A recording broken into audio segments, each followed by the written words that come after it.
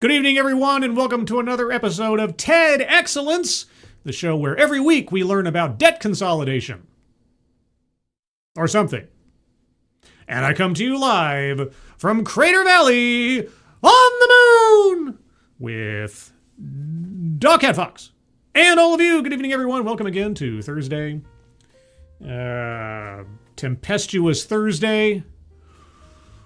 I have had a raucous last couple of days because of technical problems at work that disallowed me from actually doing my job all of yesterday and basically half of today. And then I had to rush to get everything done because I was already late, and it's month end, the last week of the month, and it was a day. It was a day. But now I get to relax. Catharsis. You are on the way in the form of TEDx. So, yippee skippy, let's get hippie. I don't know. Anyway, before I get into tonight's episode and what we're talking about, who's joining me on this beautiful Thursday evening? Alex. Good evening. Or the Alexander, as the case may be. Noah Sencio. Hello. John Trioxin. Hello. Advocatus Diaboli. Good evening. Who else is here? Mike R. Good evening. Adam Nixon. Good evening to you. Hopefully everyone is having a better day than me. I just had my prosthetic fixed and it broke. Oh, man. Well, duct tape. Maybe super glue? I don't know how these things work. Does your leg have like flames on it or skulls or something? Have you decorated it yet? You know, spikes, or maybe like a Batman symbol. I don't know. I saw a lady one time walking with a prosthetic leg, and it was like this, it was made to look like fine china because it had all this like scroll work and roses on it or something. It looked like it was like an old grandma plate that was just stretched into a leg. I thought it looked kind of cool. But I also thought, I really hope you don't scuff that thing, or it's like incredibly well sealed, because that'd be lame to have to get that one messed up. Kieverdam, good evening, and thank you, Kieverdam, as always, for providing the link, guys, at the top of the chat box to Blood Cancer United, formerly the Leukemia Lymphoma Society. Please take a look at that when you have the opportunity. If you can donate, please do so, but even if you can't, if you can share that out on social media, that would be appreciated. So thank you, Kieverdam, for providing... Thank you, Kieverdam, for providing the link, as my words outpace my brain. And... thank you, everyone, for considering your donations. Moving on. Blue-Eyed Scream, good evening. Who else is here? Kirill Soldier, hello. I'm heading to bed, so I'll catch the replay tomorrow. Enjoy. Get some good sleep, Blue-Eye. Who else is here? Anybody else? Scrolling. Tech Alpaca, good evening. Let's see. Derek LaRue. Oh my gosh, Derek LaRue, thank you again. As always. It's very generous of you. Appreciate it. Hope you're having a good evening. Hope you enjoyed the show, and thank you so much for your support and generosity. Osan, good evening. Who else is here? Resolute Germ, good evening. Draco Rincewind. Well, there's some Lysdexia for you right there. Boy, oh boy. Mr. Rex, good evening. Morgan King, hello. Simon Willikins, good evening. Blitz 0590, good evening. Leanna Johnston, good evening. Going to listen while I sleep, work early tomorrow morning. I'm right there with you. Tomorrow's the last day of the month. I gotta be up, as usual, around 4 a.m. Yippee skippy. Captain JPS, good evening. Angelverse, hello. And I think that's everybody. If I missed you, if you're lurking, if you're in the future, good evening. Okay, so tonight, what do we have? Oh, also Bytor, or Bitor, or Bitor. Good evening. So the official title of tonight's talk is What is Lost If You Ignore Diverse Voices? Marginalized voices, pardon me. Or the cost of ignoring marginalized voices. I'm doing this from memory. So when I read the cost of ignoring marginalized voices, as I said in my Twitter promo for this episode, I had a little itch of memory. And I thought to myself, that sounds reminiscent of a TEDx I did a long time ago. How long ago? 8 years ago. I didn't realize it was that long ago. But this TEDx talk, you can look up on my channel. I forgot to put the link in the description, but you can find it pretty easily. Just look up on my channel diversity debt. What is diversity debt? I don't know. Spoiler alert, even though I think it's one of my better old videos, the lady who tried to pitch this buzz phrase never really got around to defining it because she gave multiple hypotheticals, examples, and at least one research study that all kind of went in different directions. And so the concept of diversity debt never really solidified. The closest that she got, and I'll try to encapsulate this briefly, is that diversity debt is the price companies and organizations have to pay to retrain for positions that are voluntarily abandoned by people who feel that they were either treated unfairly or harmed in some way. And what constituted unfair treatment or harm in this study that this lady cited? Stereotypes and microaggressions. And how much of a risk was this to the workforce? Well, the tech workforce specifically. 37% of people who voluntarily left their positions said they did so because of unfairness and mistreatment. And so, yeah, the price that you pay to retrain for positions abandoned, that's diversity debt. Except it's not, because that doesn't align with any of the other examples that she gave. But it was the closest I could come to actually putting a dollar figure on the concept. Now, does this talk have anything to do with that? I have no idea. That's why on the thumbnail I put a little question mark at the bottom, because I'm like, this sounds familiar, but maybe it's not. Maybe it's something else. And the only reason I bring that up as well is because diversity debt was a buzz phrase that I was kind of surprised did not take off. As far as I know at the time, I only found it used in any meaningful way, at least on YouTube, in 3 instances. And I covered 2 of them. And any other time that the subject came up or the phrase was used, I think I've used it more than the DEI industry. Which might be saying something. Anyway, that was what inspired me to take a look at this one, because the title reminded me of another talk from 8 years ago. So we're going to find out, is this the new diversity debt or something completely different? I suppose we'll find out together. Also, Alexander the Scourge, good evening. Dom O'Leary, hello. Darth Anarch, good evening. And finally, I've been looking for 40 minutes for something good.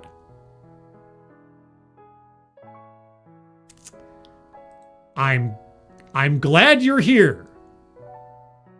Anyway, guys, tonight's bingo card is Bingo Card C. Get your Bingo Card C's ready. Links to the bingo cards are in the description below. This talk runs just over 13 minutes. It's a duo talk. We have 2 speakers at once. Double your pleasure, double your fun with Double Mint Gum. All right, you guys ready? I'll start off with a few seconds for a sound test. You guys tell me if you can hear it, and then we will proceed.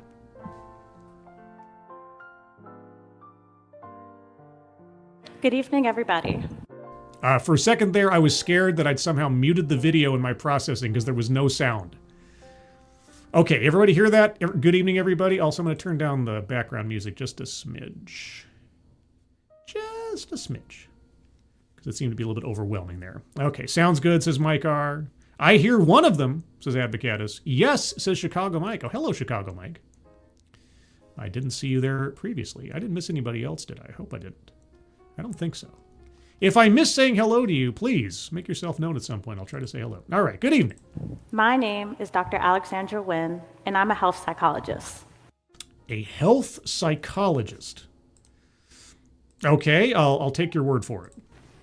I just started my career as a researcher here at the University of Delaware a little over a year ago. Okay. That is all just a fancy way of saying I look at all the different factors that affect your health. All the different factors that affect my health?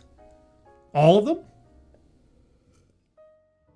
I mean, that's a large list because, you know, sunshine, air, food, stress, YouTube. Today, we're going to give you a little snapshot of what we do and tell you why it's now more important than ever. Okay, so you're a health psychologist. but you look at everything that affects our. Where's this? Okay, so. Okay. So wait, are you a nutritionist, or are you a or is it a nutrition psychoanalyst? Okay, you cover the full spectrum. I'll just take that. And hello. Hello. My name is Dr. Yandele Cuffy.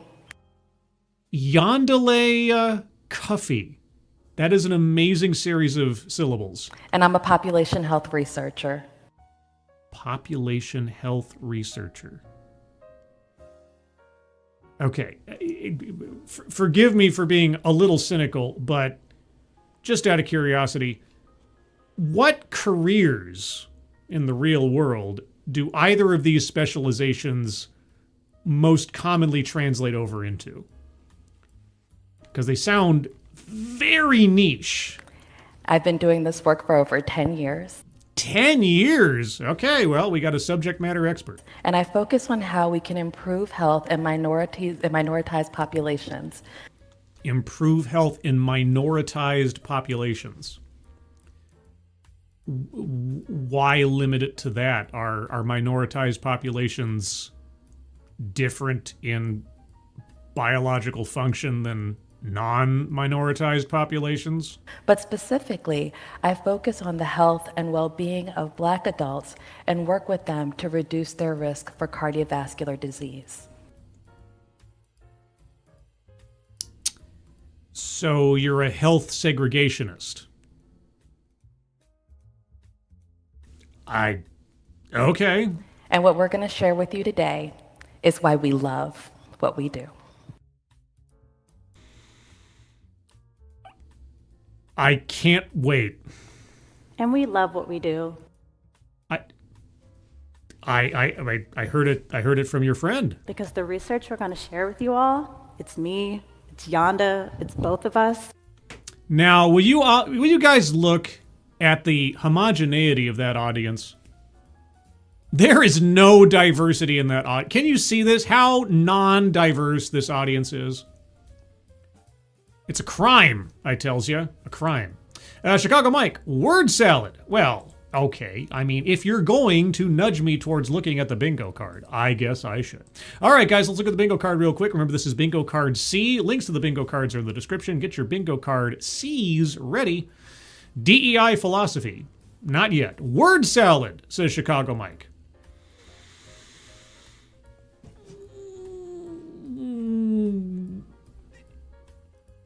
Close. It's close. I want to give a little bit more time. I'm not saying you're wrong. It just that this talk has just started. I want to wait, because if we get into like some stuff, they're close. We're close. Their majors or focuses are a little bit word salad. Mind reading assumes motives. Not so's you know yet. List. Marginalization. Yes. I mean, it's in the title, and they've already effectively said it anyway, so. Patriarchy, not yet. Contradicts own point or fails to make argument, don't know. Feminism, don't know. Attempt to coin new buzzword or buzz phrase, we'll wait and see. Systemic or institutional, I think we'll probably get there, but we'll see. Anecdote that probably never happened. White supremacy, I'd be surprised if it's not said explicitly or in the aggregate, we'll see. Circling free space because it's free. Childhood or family anecdote, not yet. Leaves out vital context, we'll see. Weightless example or non sequitur. Sales pitch for product or service. If they name an organization or something else that they are working for, as she's been doing this work for 10 years, I assume she does so as a vocation. We'll see. Privilege. It'll probably be implied, but not yet. Collectivizes own demographic. Close. Not quite yet. We'll see. Self-vilification or wretchedness, I'd be surprised. Economic disparity, possibly. Benevolent condescension, maybe. Plays victim. Deceptive statistics. And lastly, unconscious bias or microaggressions. So we're on the cusp of a couple. And I take Chicago Mike's point. Yes, we are probably headed towards pure word salad, but I want to give a little bit more time, because you never know. They might They might bring it together. It's not impossible. We'll see. But look at that snow blinding audience that they're working with. It's everyone in this room right now. Oh, It is our collective past, it is our current, and it's our future. collective, you say? And while we would like to come on this stage and tell you that our research is considered important, While we'd like to tell you our research is considered important, nobody cares. and is considered valuable by everyone, Nobody cares. that's simply not the case. Why? Is it because of racism, or is it because your research is without merit? This kind of research, this kind of work that focuses on minority communities and underserved populations Yeah. is being devalued and it's being defunded. Oh. Is this a result of, I don't know, the Trump executive orders? Were you guys living high off of the DEI wave the last, 10 years or so? And now all of a sudden the purse strings are being tied up? I'm guessing. And that's exactly what scares me, Yonda. Oh. You see, they're currently trying to erase all of the stories that make up our communities and our loved ones. No, they're not. Unless you've got a very, very specific example. Because I've heard that story several times now. It's like, Donald Trump passes these executive orders to end DEI in federal agencies and also those organizations that accept federal funding, like colleges. And now they're trying to erase our stories. No, it's just, if you are a federally funded institution, you cannot have programs or activities that discriminate on the basis of race. And if you guys are specifically doing all of your studies on a racially segregationist mindset, then yeah, your research will probably be cut. So I specifically look at how and why Black young adults engage in the healthcare system. Why don't you just look at adults writ large and take the racial component out? Why? Why must you be racially exclusionary? Whether that's their insurance, their trust in the healthcare system, or if they go to their emergency department or the doctor's office, I look at all those things. As long as they have the right skin color. This is going to be a running theme throughout this talk, I'm pretty sure. But you see, some people try to tell them that they themselves are the problem. They themselves are the problem. Example, please. But that's not the case. I'd like to assess that for myself. Can you give me an example of what you're talking about? It's the system. The system. Okay, well, going back to the card, systemic or institutional. Right. There is no component of personal responsibility. It's the system. You tell us this, and so... Example? It is the type of insurance that they have that makes care simply not affordable. I know. I am not going to somehow sit here and praise the U.S. medical system or healthcare system. So I'm willing to believe there's a problem here. I'd love to know how it specifically is slotted on a racial basis, but okay, give me an example. I might be ready to believe you. It's the communication that goes down at the visit that makes people feel unseen and not heard. Such as, okay, and I know. This is the opening. This is the introduction to the persuasive essay, so hopefully examples are oncoming. I'm just saying, I better get some examples. And it's sometimes going into an office and looking around and not seeing anyone who looks like you? not seeing anybody who looks like you.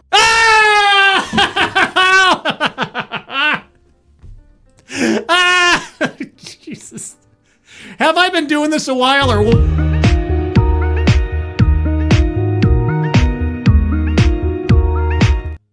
as soon as the first words dropped out of my mouth, like it's gonna be. I don't see anybody who shares my skin color. I feel uncomfortable. I want a doctor who looks like me. Now imagine if I said something like that at a doctor's office. If I went up to the counter and said, yes, can I see a white doctor, please? What do you think people would think of me? Would they be right to think of me in that way? I'm sitting there looking around going like, oh God, oh, there's too many non-white people here. What am I gonna do? Yeah, not helping your case here. Or the case of the people you claim to be speaking on behalf of. I know this well because I've lived it. Somehow I believe it. I was that Black young adult who didn't go to the doctor because I simply couldn't afford it. Yeah, you know who else doesn't go to the doctor because they can't afford it? Poor people. And do you know who poverty explicitly affects? It could happen to anybody, regardless of their skin color. I know it's a crazy thought that maybe socioeconomic status doesn't care about your skin color. And being able to afford health care can affect anybody, regardless of your skin color. I know that's a hard concept. But, yeah. Okay. Circling economic disparity, or the can't afford part of it. And I know, I should do it already. I am on the verge of circling plays victim. Save for the fact that not being able to afford healthcare is a real thing. That's the only thing that's holding me back at the moment. Despite the fact that she's, trying to make it all about skin color. I was that Black young adult who avoided therapy because I thought none of my college counselors would get it. Why?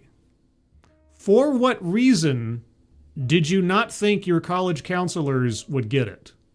Was there some, I don't know, aesthetic component that you didn't particularly appreciate about them?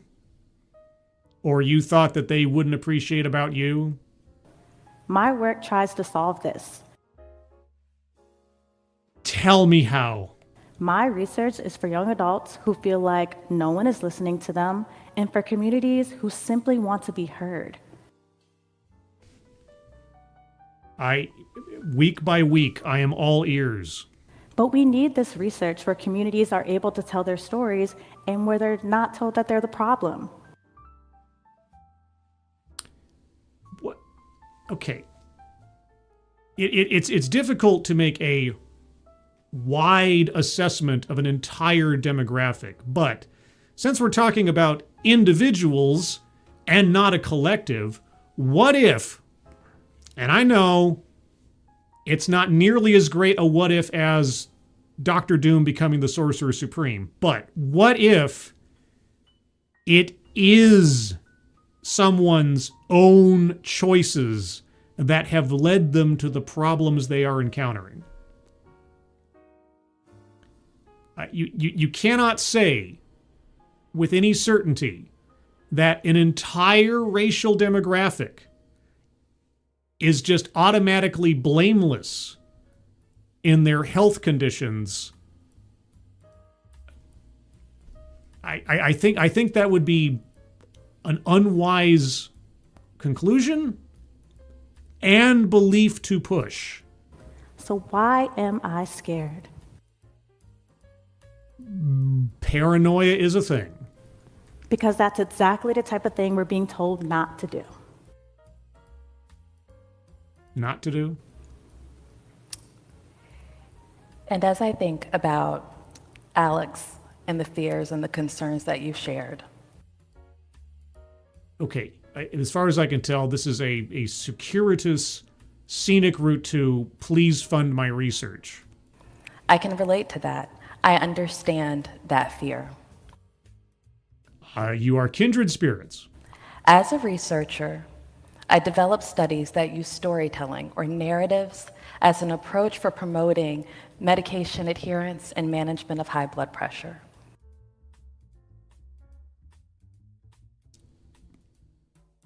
Anecdotal therapy? And what scares me is that I'm not sure how much longer I am going to be able to continue to do this research. Well, more than a few of us have had to, on the basis of circumstances outside of our control, find other jobs. I know it's difficult, but it happens. To give you an example of what I mean. Yes, please. Earlier this year, the storytelling study that we talked about was defunded. Was it because it was racially exclusionary or preferential? Which means we lost the funds to pay our participants for their time.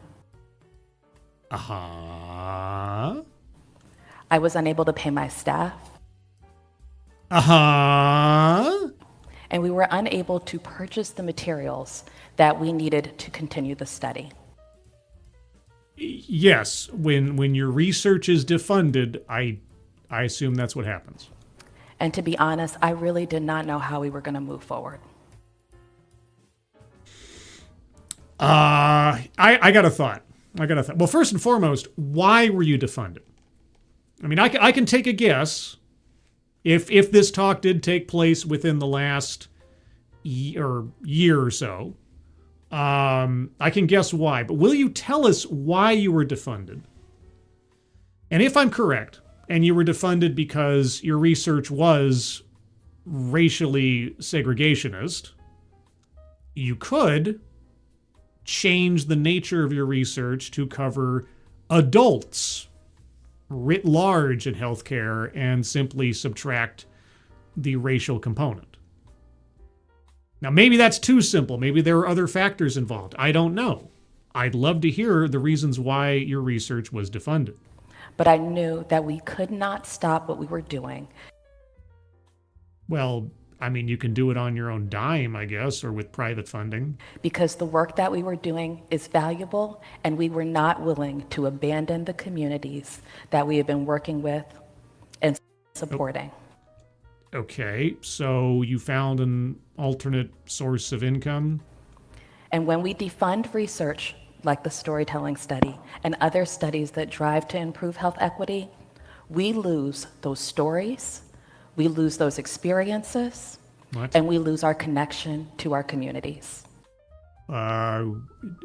Did the federal government come in and delete your hard drives or something? Again, if I'm taking you at your word, you were conducting racially segregated research. Right? Okay. So, are you going to tell us why you were defunded? Specifically, like what was the reason why they removed your funding? You should be able to tell us that, right? Thank you, Frosted Glass. What? Do you expect me to be racist for free? I know. Do you honestly expect me to commit the emotional labor necessary to do my important research as a volunteer? I have bills to pay. I have staff to feed.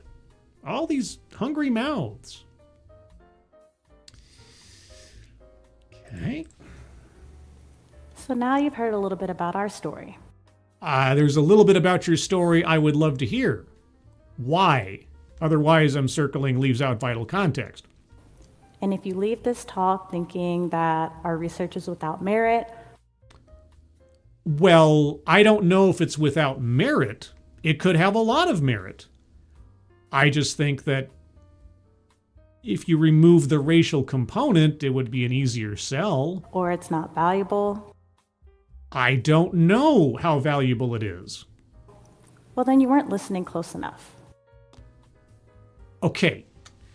You have not given me anything in the last 4 minutes and 42 seconds to evaluate the necessity or the content or the specificity of your research to make a judgment at all, save for the fact that it is specifically focused on one racial demographic. And that's it. That alone makes me wary.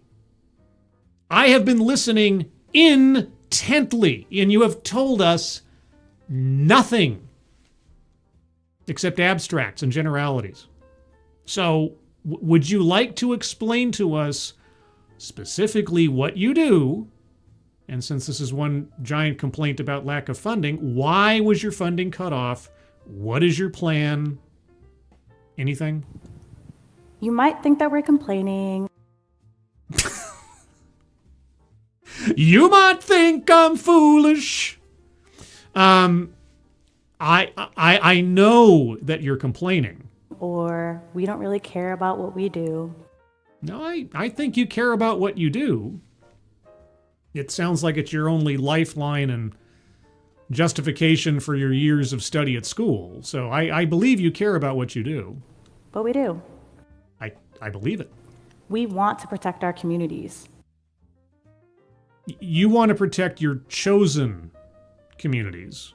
We want people to have better access to care. You want specific kinds of people to have better access to care. Which leads to better healthcare outcomes. Well, that is if people take care of themselves as well. And people living longer, healthier lives.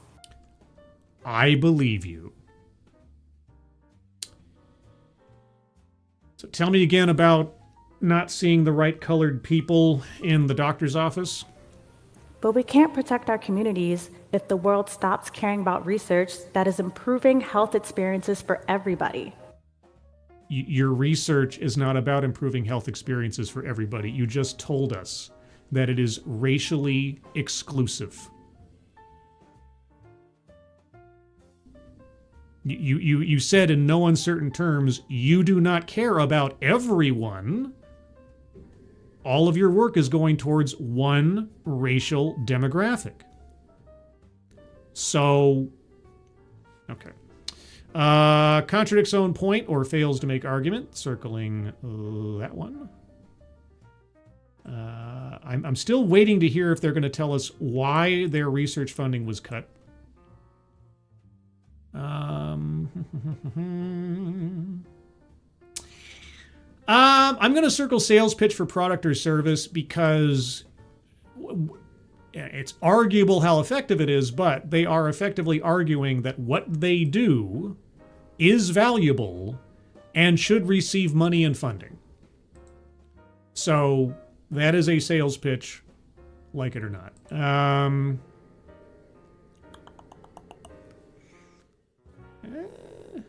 I'm going to wait on a couple. There's a couple others that kind of on the cusp of, but I want to give it a minute. And if we stop caring about our most vulnerable people, what does that say about our systems?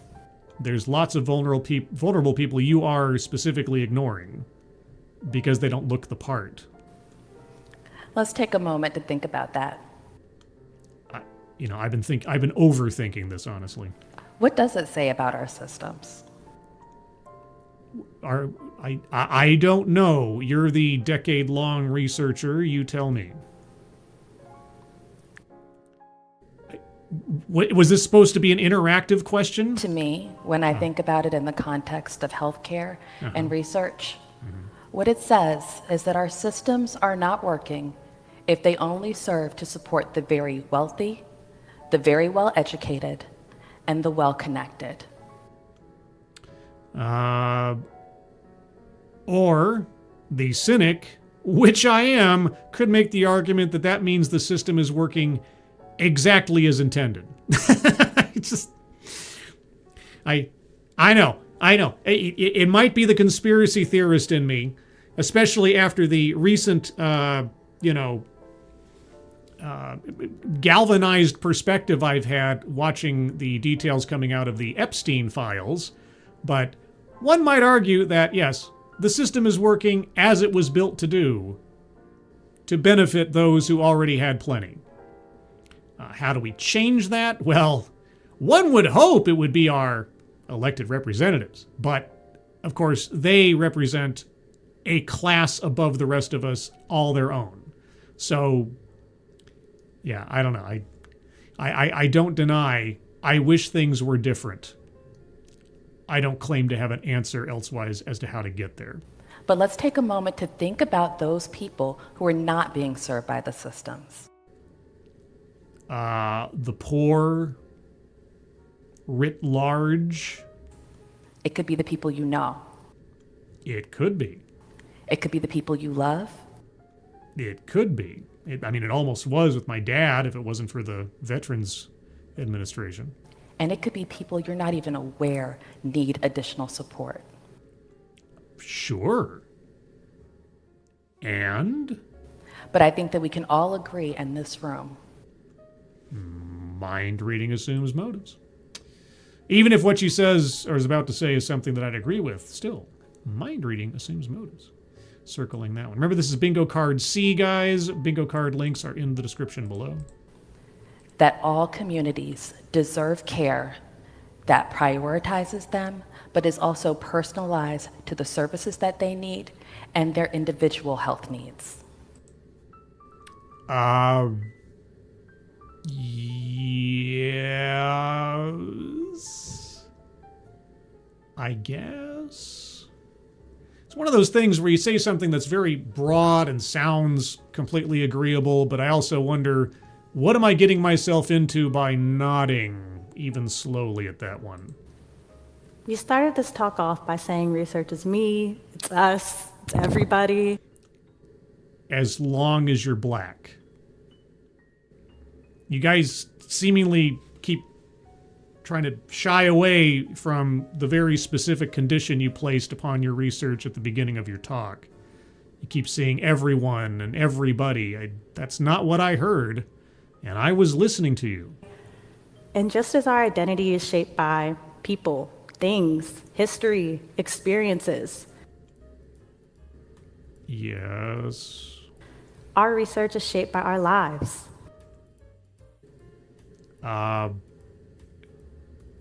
Maybe you're too emotionally and personally close to your research. Can you honestly claim objectivity at this point when you've so entwined yourselves in this? Research is personal.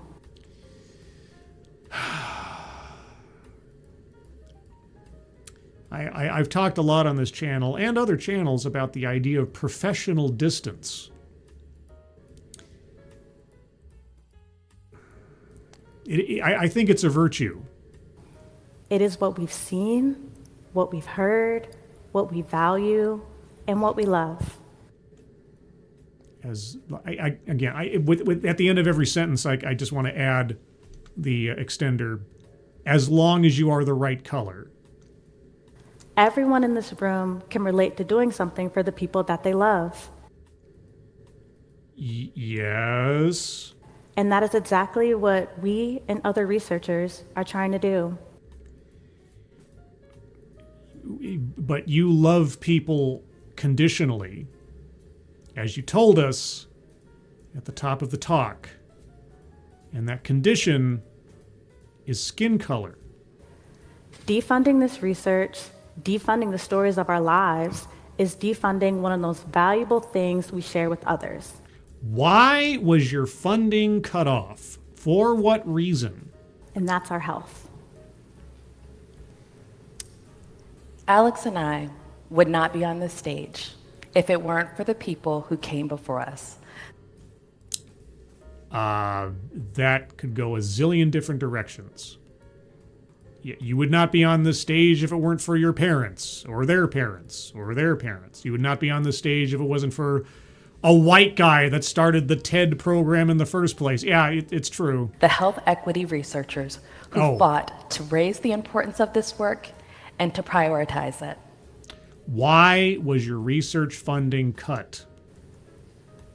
What we hope is that the work and the foundation that they laid before us is not lost in these uncertain times. Remove the racial component from your research. I bet it will do wonders for your funding options. But that work will continue, and the folks who are currently doing this work and future people who will be doing this type of research.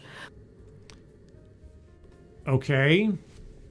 And we're only about halfway through your talk, so where are we going from here? We hope that their research will not be ended before it has the opportunity to start and before we're able to see the actual impact of their work. Why was your research funding cut? And just one more thing. As though this next portion was unplanned or something. What is that?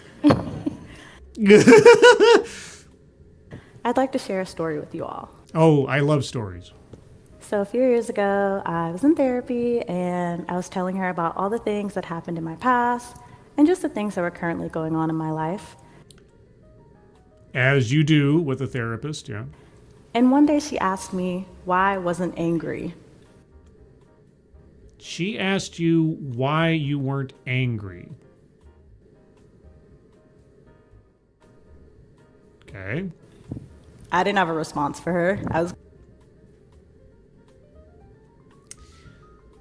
Okay, we're going to listen to the rest of this, but I'm anecdote that probably never happened is kind of singing in my ear over here, but we'll wait and see. Let me back up a little bit. Let's see what the totality of it is. And one day she asked me why I wasn't angry. Mm-hmm. I didn't have a response for her. I was kind of taken aback, to be honest. Anger was not really a feeling I thought I was ever allowed to feel without backlash.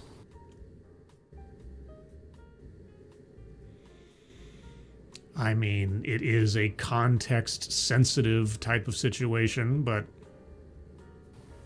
But what she said next really stuck with me. Oh boy, guys, here it comes. Wait, sorry. I don't usually talk about the audience, but man, okay, the girl in the red here, she looks absolutely grumpy. I don't know, maybe that's just her resting face, but man, that is a grumpy look. She does not look happy. I don't know. She told me if I did not express my feelings, if I kept keeping everything bottled up, Yeah. that stress, that's what kills Black women.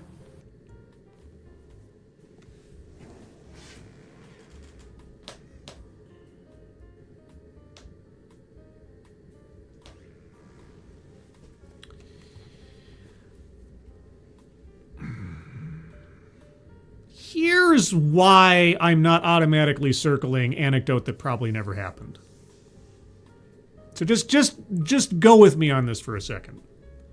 Our speakers have already told us their own personal mentality when it comes to healthcare. And does it make sense that a therapist that our speaker would agree to go to would say something like this in the course of this therapy? I believe that. I'm using context clues here. I believe that. I'm open to argumentation later, but my reflex to this story is not that it never happened, but that it did happen. And that's more of an indictment of both individuals than it is anything else. But, okay, collectivize his own demographic. If we haven't already gotten there, we've effectively been there now. So circling that one on the board. I'm this close to circling leaves out vital context. We're never going to be told why the research funding was cut, are we? But I'm going to wait. Hope springs eternal. Black women are conditioned to just keep pushing forward and put other people's feelings above our own. Yeah, such things never affect men. Such things never affect women that aren't black or, yeah, okay. And now we're being asked to do that for our work.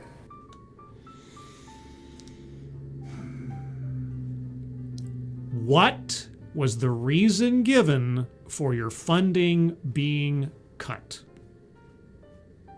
If you don't tell us, your complaint has no weight. And that makes me angry. Oh my gosh. Well, you better let that out. Otherwise, you're cutting years off your life, I guess. And it's okay to be angry. Yes. I think Mr. Rogers told me that when I was 3 years old. And it's okay to be frustrated. I mean, sure. As long as it is justified, I suppose, or not. Just don't take it out on anybody. Why was your research funding cut? I know how you feel. I'm sure you do. Because I'm angry. Oh. And I'm frustrated. Okay. What's frustrating me right now You're not getting paid for your important work? is being told that we cannot do the work that focuses on the communities with the greatest needs.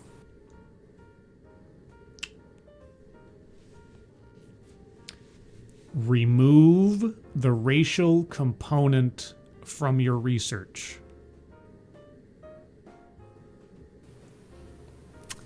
That is what frustrates me. Again, in the absence of more information, what's frustrating them is Title VI of the Civil Rights Act of 1964. I know, the Civil Rights Act of 1964. Really frustrating. If only that pesky thing would go away, I could do my racially discriminatory research and get paid for it. Oh, stupid Civil Rights Act. And what makes this so challenging is because this work is deeply personal. Yeah, I think you might be too personally close to this work. I think that might be part of the problem. I think you need to put a little bit of emotional insulation between you and your research subjects. Apparently, you're either unwilling or unable to do so. This research goes beyond just working with people, but it reflects who I am. I rest my case. As a scientist, as a woman, as a Black woman, I knew that was coming. and a member of society at a large. As long as you keep, cubby holing people on the basis of non-determinative statistics or characteristics, pardon me. Yeah, maybe you need to branch out, take your studies and figure out something a bit more, I don't know, broad-based, or pick something else to research that you can get funding for. So as we think about this work moving, Okay, by the way, this work, which you have talked about in nothing but abstractions to this point, you haven't described any particular studies you've conducted. You haven't described any conclusions you've come to. You've just said, these communities are the most vulnerable, and what we do is really important, guys. I promise you, our work is vital, and it helps people, and the stories that we tell need to be preserved. Why? Justify it. You've been doing this work for 10 years. You have to have a success story you can tell us. Something? Or maybe tell us why your funding was cut. forward and the importance. Sorry, I cut her off. Let me back up a little bit. I am listening, if you can believe it. As a scientist, as a woman, Yes. as a Black woman, and a member of society at a large. At a large. So as we think about this work moving forward and the importance of it, Yeah. I hope that we can continue to advance this work. This work, this work, this work, the work, this work, this important work, this vital work, the work, the work, the work, this work. Okay, well, we're at 9 minutes and 32 seconds. There's 13 minutes in this talk. So you got about 3.5 minutes left. Do you have anything else for us? But with that, why do we always have to be the ones to compromise to do it?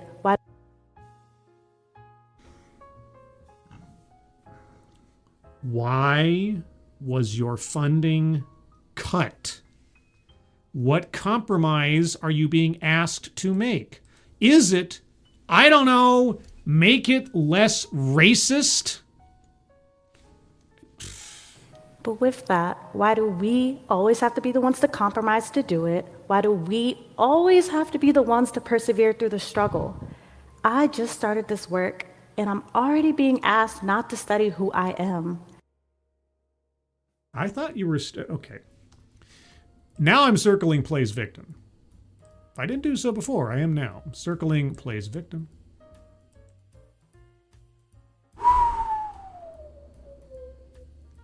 And I'm not going to circle attempt to coin new buzzword, buzz phrase because of this work. That's not a new buzzword or buzz phrase. I have a video on my channel called The Work, which is still relevant today even, now that I think about it.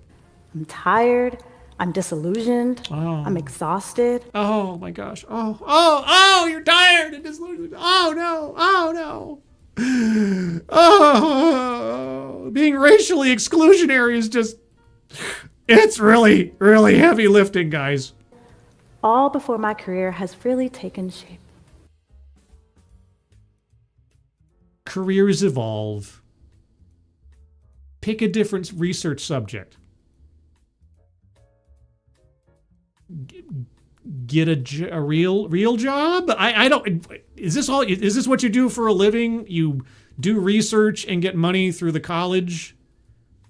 Is there anything else? And when I think about compromise, Yes. I'm not willing to compromise right now. You're going to have a difficult time operating in the real world, and I'm afraid. Part of me says, you lean in. Okay, so someone decided to cut off your funding for your very, very important research, but you're not willing to compromise, which at least implies that someone said, if you compromise, your research funding will be restored. So you're unwilling to do whatever it is you're being asked to do to get your research funding back. And so you're leaning in to not compromising. Okay? And so what is your plan B then? Willing to compromise right now. Part of me says, you lean in, you work harder, you continue to push this work forward because you know it's important. Because it's very, very personal to you. Yes. And you know that it matters. You've told yourself that it matters. Else, what do you have else to do? But then there's a quieter part of me that says, Yes. listen to what you've been told. Yes. What have you been told? Why was your research funding cut? And what compromise are you being asked to make to restore it? Again, I'm just guessing that's what the scenario is here because you're not telling me anything. Let this work go. You find another way, you find another path, Yeah. and you find another population to work on. There's all these little hints. All these little hints. Okay, all right, so the quieter voice in you is trying to be pragmatic, and... But... That's not a compromise I'm willing to make right Okay, well then... I must continue dedicating myself to research that is racially exclusionary. I'm not willing to compromise. All right, well, do you have a private funding avenue you can pursue or something? No. Okay. A week ago, Yeah. a student asked me what I was hopeful for about the future. Now this might be an anecdote I might not believe. And I'd love to get on this stage and give y'all this super hopeful and motivational speech about the future. But that just wouldn't be your style. But the truth is, I don't have it. Great. It all makes me reflect back on graduate school, and I think about how jaded I was about academia and how I never was going to do a postdoc because it felt like everything I stood against. You weren't going to do a postdoc because it felt like everything you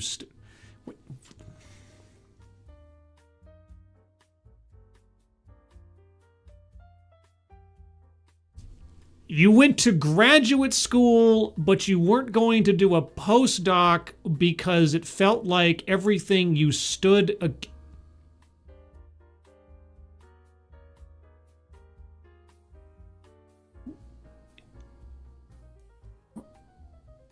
What the fuck are you talking about? What the fuck is this? What the fuck is this? Right?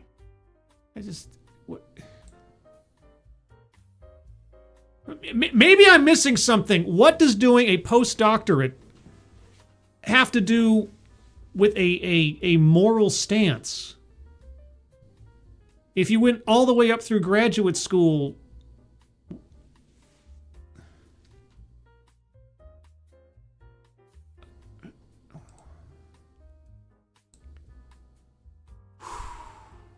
It was about academia and how I never was going to do a postdoc because it felt like everything I stood against. Here I am, though. she's not going to explain that to us, is she? No. In a postdoc. Well, so did you compromise?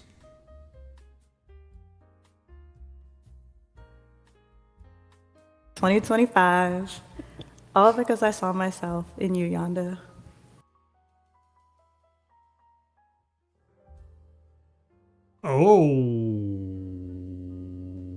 Okay. I saw myself in the people standing steadfast in this work. I know how and why you saw yourself. I know, or at least I have a very good guess. Despite the odds. Despite the odds. And I can relate to that.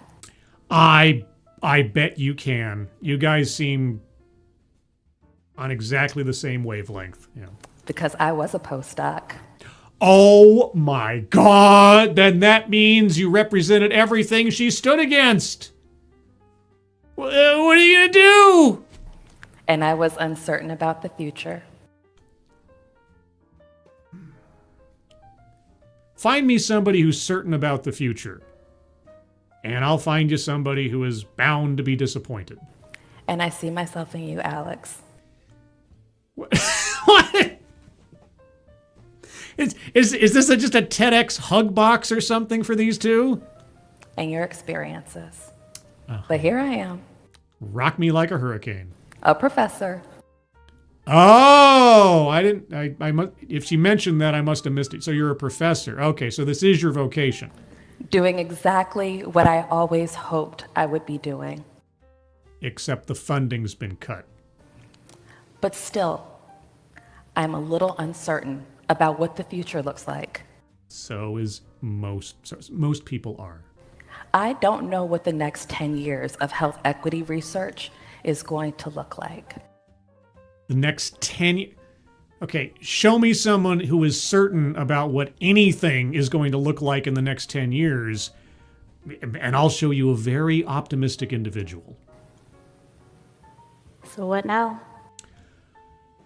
I don't know. You've got 2 minutes left, or a minute and a half. Why was your research defunded? What do we do? I don't know. I can't see into the future. 10 minutes or 10 years? That's a tough question. Well, okay. For the sake of what you've talked about thus far, in as nondescript terms as you've used, okay, your options are, yes, I see you having two options. Okay, there's two options. One, you find private funding for your research that doesn't come from the college, that isn't contingent on adhering to Title VI. Again, I'm just guessing.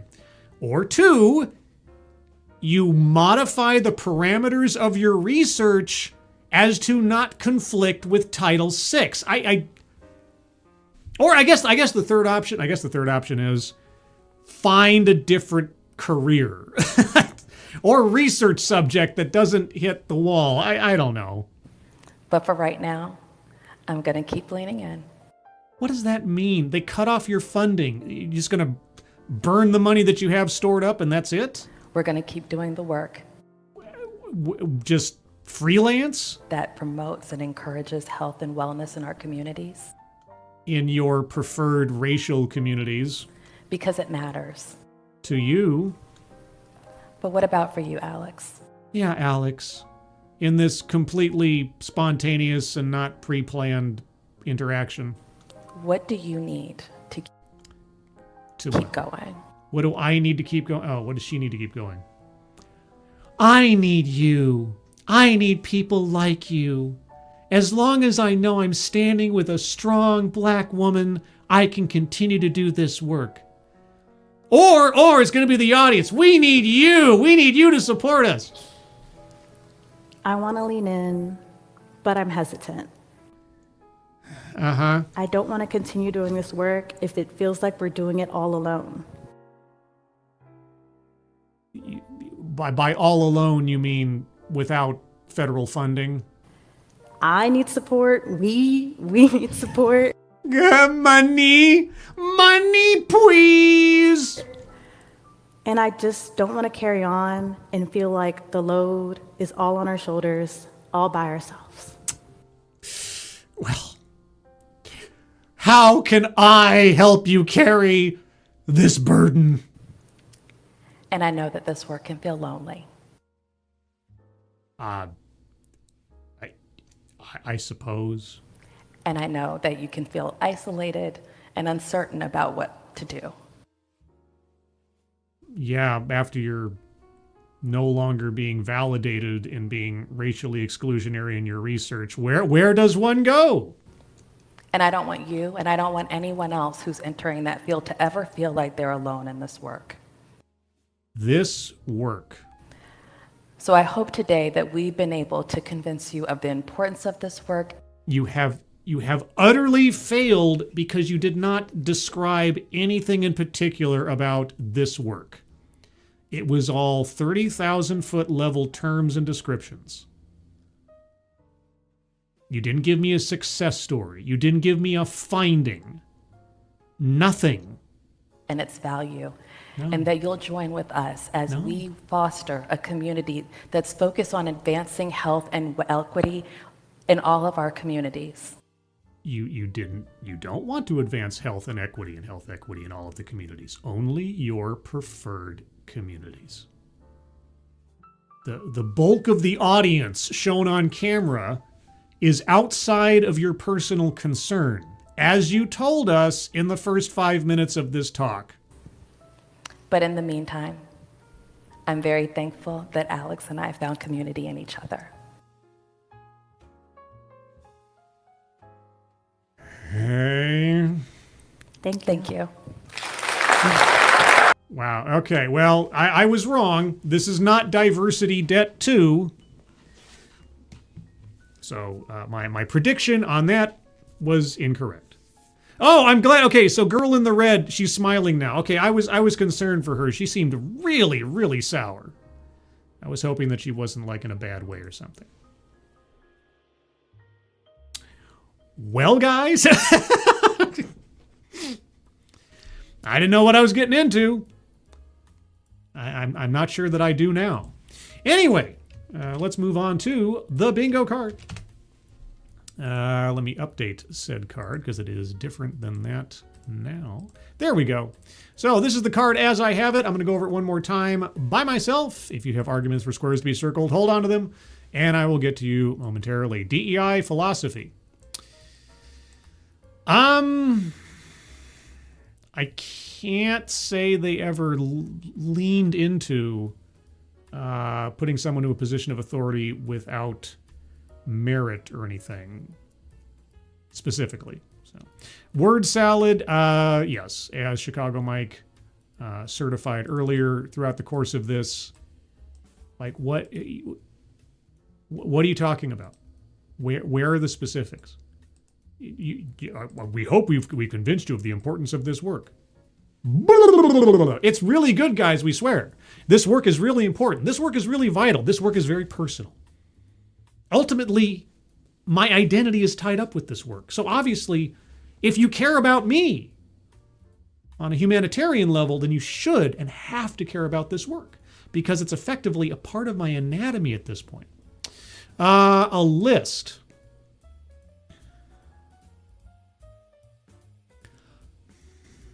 Did they give us a list?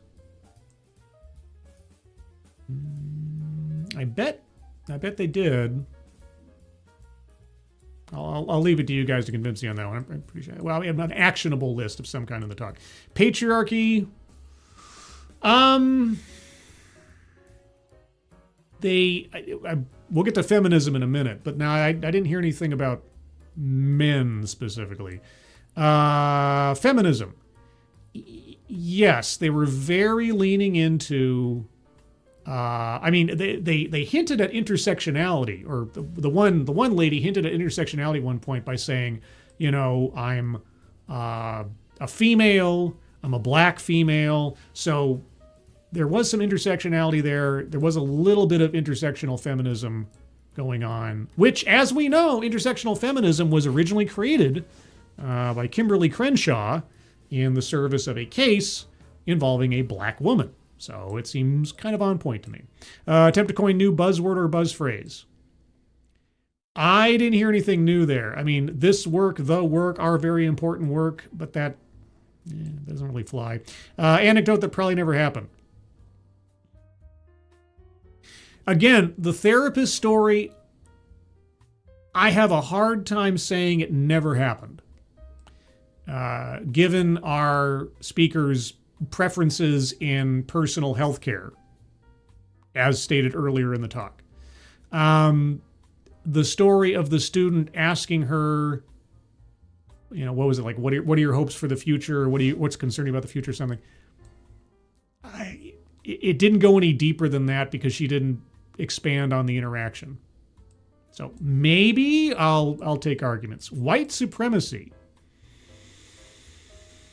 Okay, this is a tough one because the closest, and this is just my thinking, the closest that they got to maybe talking about that was they started off the talk categorizing black adults as the most vulnerable communities who can't afford healthcare, etc. And then later on they said, the system isn't working because only the powerful and the wealthy and so on benefit from the system. Now, they didn't say white people. And so I'm a little hesitant to circle that just because of my sort of projecting an implication. Aside from that, I can't think of anything else in the talk that hinted at it. And no, you can't say that the audience makeup thus reflects white supremacy. No. It's got to be content in this talk itself. So that's my barrier. If you've got a different example or you want to try to convince me otherwise of my hesitation, by all means. Childhood or family anecdote. I don't recall that either of them talked about their families or their childhoods.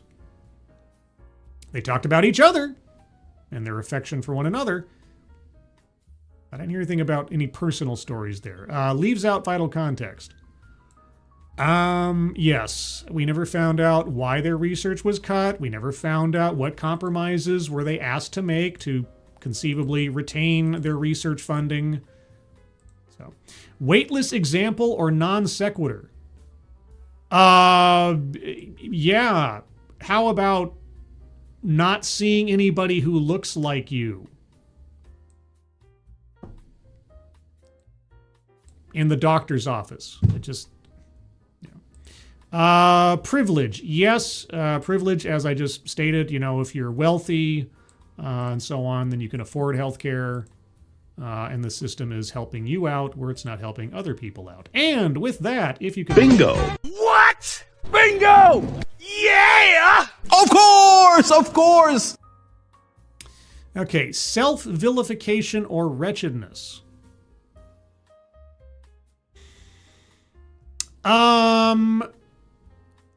The quiet voice inside of her that was telling her to compromise, but no, I'm not going to give in to that kind of weakness. That just crosses the line for me. I'm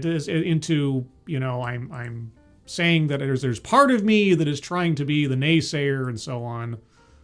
And so there's that. And as a consequence of that, Won't somebody please? Bingo. B-I-N-G-O.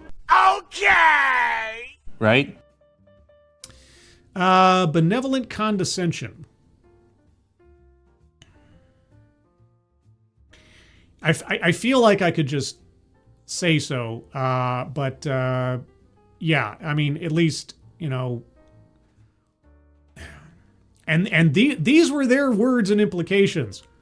All black adults are blameless for any health care outcomes or necessities. And all black adults are a endemically vulnerable community. I don't know if it gets much clearer than that. Deceptive statistics. Okay, now, for two people who have dedicated themselves to this very important work and all of this research, I'm actually kind of shocked they didn't bring up at any point any particular numbers, you know, that were derived from their work. I don't believe so. And I'm gonna be a little stickler on this one. If you can't cite for me a statistic that they brought up, 'cause I can't remember one, and we're not circling that one. And lastly, microaggressions or unconscious bias. Yes, because they didn't use the term specifically, but they kept saying that, you know, their community is unheard, unlistened to, so on and so forth, not taken seriously, etc. And so that was part of the problem that led to the healthcare outcomes that they were researching. So, with that, I had a dog, and his name was... What? I had a dog, and his name was... Of course! all right, so that's the card as I have it. If you have arguments for squares to be circled, put them in the comments now, or in the chat now. And if I miss your argument, please just repost it. I'll scroll up a little bit, but I'm not going to scroll up far. Let's see. Scrolling. Keep them doggies scrolling. Let's see. Well, we already circled it, but word salad. They must be vegan even in their speeches. Possibly so.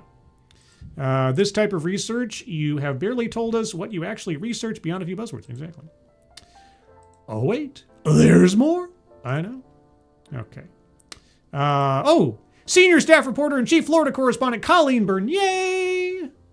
Every day is a yay with Colleen Bernier. Hello, Colleen. Hope you're doing well. Did I miss anybody else? Anybody else? Yeah, Hoot Owl. Good evening. Let's see. All right. Scrolling. You guys are talking to each other. Sammy Sung. Hello. Oh my gosh. Leaves out vital context. Yes. Okay. I'm going to go all the way down to... Okay. Well, I already circled self-vilification. But anyway, at that moment when she described herself as about to give up on her life's research by almost compromising and changing her focus. Yep. Exactly. I'm right there with you. Anything else? Okay. White supremacy. This better be good. They may not have explicitly said white people, but by exclusion, when they spoke about the need of specifically black people / minorities, they did. But again, since they only explicitly brought up black people, that excludes Asians, Hispanics, Native Americans, white people. I mean, it's like I say, I would not be surprised if that was a part of their worldview in some way, shape, or form. But again, I need something from this talk that makes it without doubt or without reasonable doubt. And they just didn't quite cross that line in the talk. So I get it. But Advocate has a list. They listed off who the system does not work for.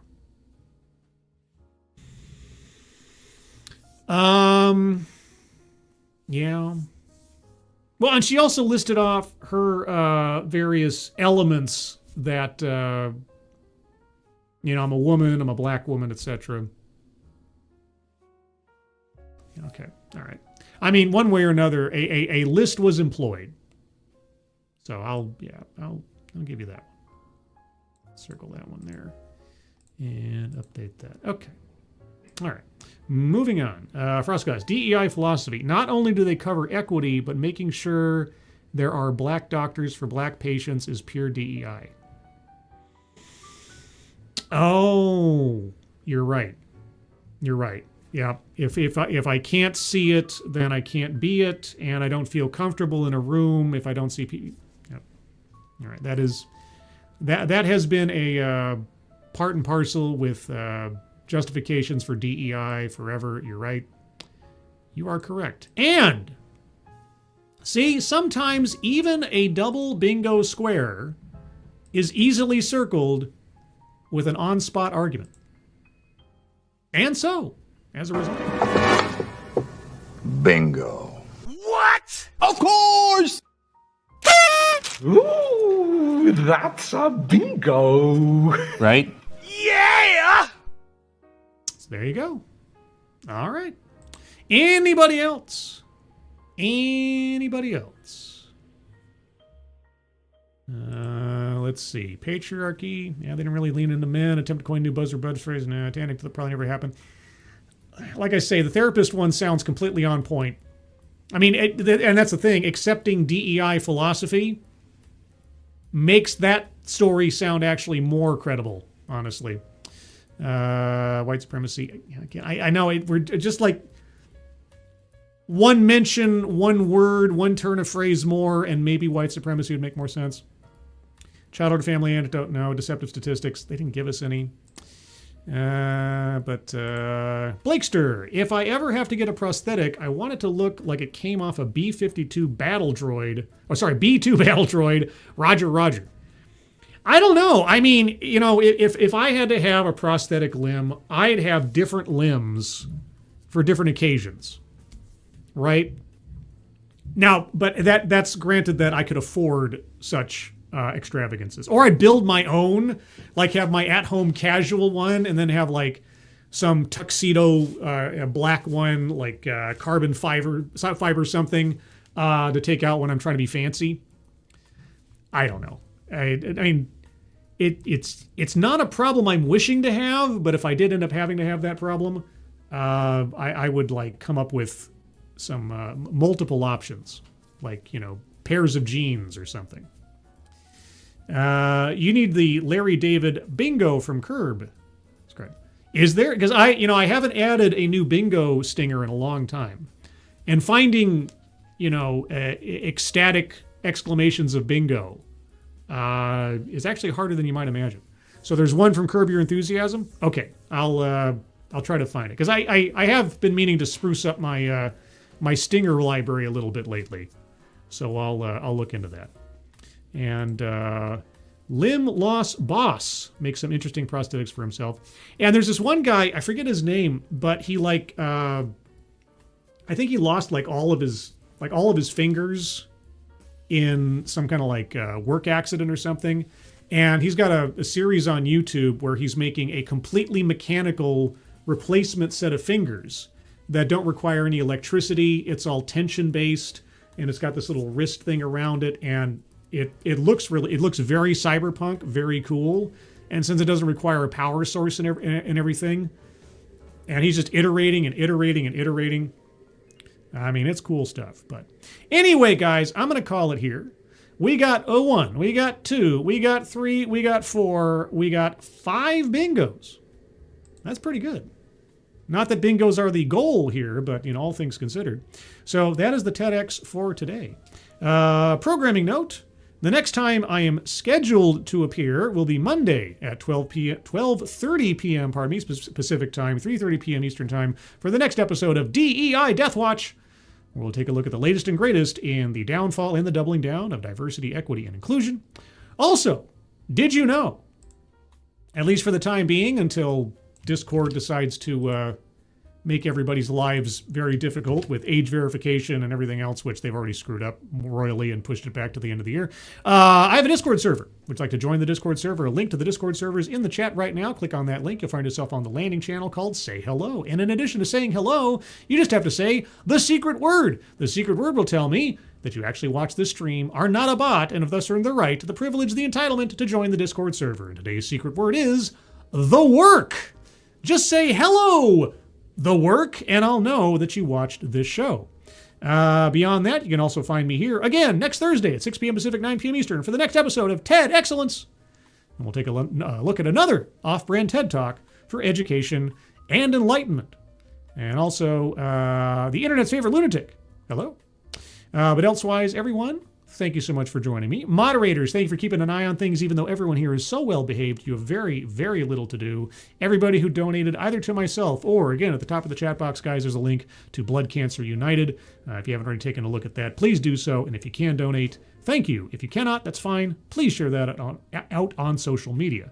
Likewise, if you like this kind of thing from me, or you like content from any other content creator on YouTube or otherwise, and especially if they're a smaller channel or entity, please do share the stuff you like with other people that you think might like it too, because when it comes down to it, YouTube is not our friend. The algorithm is not our friend. You guys are the best algorithm, and I really appreciate it when you share my stuff out there. And when you do so, especially on X, which you can find there, if you tag me in your retweet or post or whatever, please do so that I know that you have, so I can thank you personally, because I really do appreciate it. Everyone, I hope you have a good rest of your Thursday. For those of you dealing with month-end stuff tomorrow, you have my sympathies. I'll be doing it myself. I hope you have a good Friday and a good weekend ahead of you. I hope you're all safe and well. If you're not well, please get well soon, and I will see you on the next one. Take care. Bye-bye.